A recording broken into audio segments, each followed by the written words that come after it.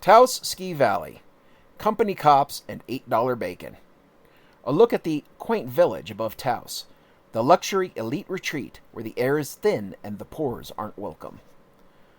Written and read by yours truly, Oakie McDoakie, screw-ups and all. I've traveled the U.S. quite a bit, all the lower 48 in Hawaii, and over time I've learned to trust the feeling I get in certain places where dirtbags like me aren't welcome. Not that I want to be welcomed. I'm not looking to cross the class divide. Me and the place repulse each other like mismatched magnets. Whenever I've second-guessed myself, I've asked around, and people who know the area usually say, "Oh yeah, that tracks." After a few confirmations, you learn to trust your spidey senses. One of those places is practically inside of home, Taos Ski Valley, or TSV. It sits at the top of New Mexico 150, tucked deep into the Sangre de Cristo Mountains like a remote lodge where the wealthy go to practice avoiding the rest of us. It's technically an independent, incorporated village of about 100 permanent residents, though calling it a village is generous. It's more like a highly choreographed stage set. Alpine roofs, timber lodges, Bavarian cosplay perched above the New Mexico desert. And with the whole resort owned by a single billionaire, Louis Bacon, it carries the flavor of a company town. Except the employees aren't mining coal, they're mining rich people. The branding leans fully into the Alps. The Bavarian, the Blake, Alpine Village Suites, the Blonde Bear Tavern. All very quaint until you look at the menu. At the Blake, a breakfast side of bacon is $8. $8. At that point, you're no longer buying pork. You're paying tribute to Lord Louis Bacon. TSV likes to market itself as earthy and art-friendly. Maybe it does feel that way, if you're visiting from the Upper East Side or Malibu. It's an affectation built for people who've never peeled a potato. TSV sits above 9,000 feet, climbing to almost 13,000. The slopes are steep and technical, which is perfect for skiers who believe gravity is a suggestion. They're classified as advanced and expert. But TSV isn't the only ski resort around. Within an hour, you've got Red River, part family vacation, part honky-tonk. Angel Fire, the suburban ski village for people who own matching luggage. And Sipapu, the working-class mountain where duct tape is considered a piece of technical gear. All of them are resorts, sure, but only one makes me feel like a raccoon eating with the wrong fork. Something changes when you head up that canyon. The air thins, the wallets thicken. TSV is also the only ski area where I've gotten the cops stink eye. More than once. And I'm not exactly pushing the speed limit in my little van.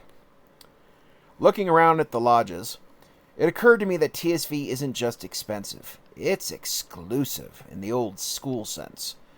Built so certain people feel comfortable and others feel like they wandered into the wrong bathroom. Red River and Angel Fire will happily take your money. TSV feels curated. It reminds me of those old European hunting estates where a 40-room manor is called a cottage. Same humble language, same underlying wealth.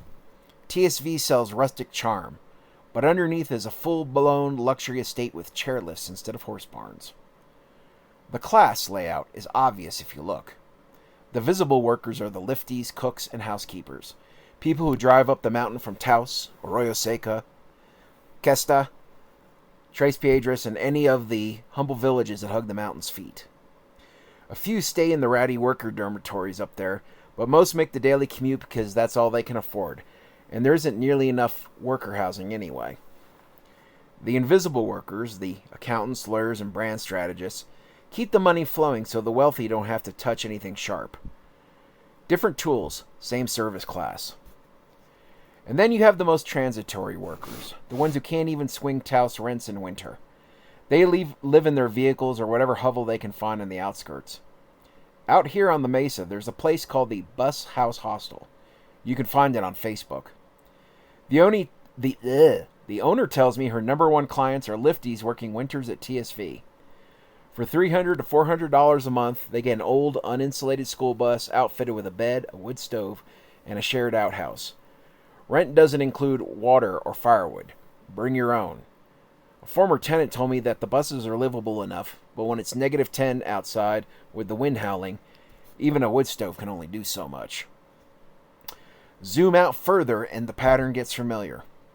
A Princeton study made headlines back in 2014 for suggesting that average Americans have surprising little influence on federal policy outcomes, while the wealthy get what they want most of the time. That imbalance doesn't stop in Washington. It leaks into the landscape itself. The 1% doesn't just influence laws, they shape geography. They build little worlds tailored to their tastes. Aspen, Vail, Monaco, Dubai, the Amalfi Coast. Taos Ski Valley isn't top tier in that crowd, but it's definitely a junior member. A high-altitude retreat for the global elite. They fly into Taos Regional Airport, ride a shuttle up the canyon, and vanish into their chalets. The only regular folks who enter those buildings are carrying tools or cleaning supplies. The visitors are temporary. The system is permanent. And that's what gives TSV its odd alien feel. It's not that anyone's openly hostile, other than those cops. It's that the entire place is calibrated for a clientele I'm not part of, and not pretending to be. Everything from the menus to the streets to the $8 bacon is tuned to reassure the wealthy they're among peers. I'll say this much. The jobs are good for Taos County. The canyon drive is gorgeous, and the hike to Williams Lake is worth doing once you've made peace with the thin air. But TSV has a strange energy. Something out of sync with the rest of the county in New Mexico. It's like someone built a parallel universe up there.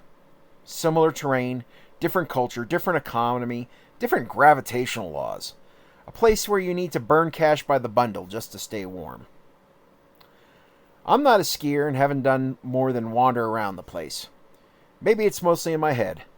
Maybe I've misread Taos Ski Valley. But I'll tell you this. Plenty of people around here feel the same way. All our spidey senses can't be wrong. If you like this, you can tip me on ko-fi.com/Oakie McDoakie or follow me on Substack and the socials. Just go to oakiemcdoakie.com. Until next time, don't let the bastards wear you down.